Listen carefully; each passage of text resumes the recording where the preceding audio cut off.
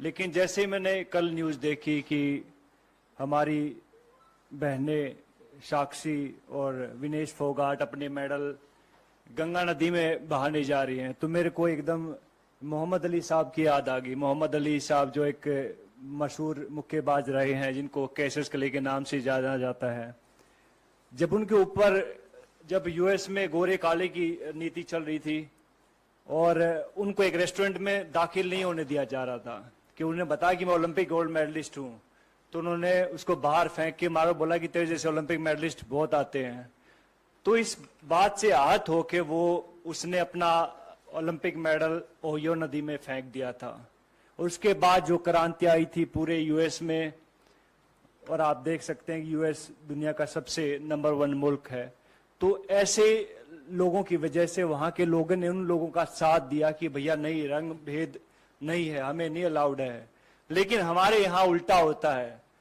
हमारे यहाँ जब हमारी बहनें ओलंपिक मेडल नदी में फेंकने जाती हैं तो वहां सबसे पहले उनका मजहब पूछा जाता है, हिंदू हैं या मुस्लिम हैं। चलो हिंदू हैं। फिर उनको कास्ट में बांट दिया जाता है, अच्छा तुम जाट हो, अच्छा ये वो है, ये वो है, ये वो है।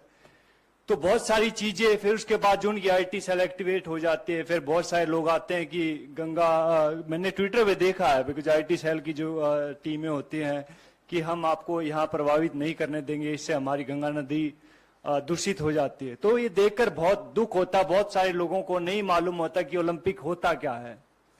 आप लोगों को भी नहीं मालूम होगा, बहुत सारे नेता लोग हैं उनको भी नहीं मालूम कि ओलंपिक होता क्या है।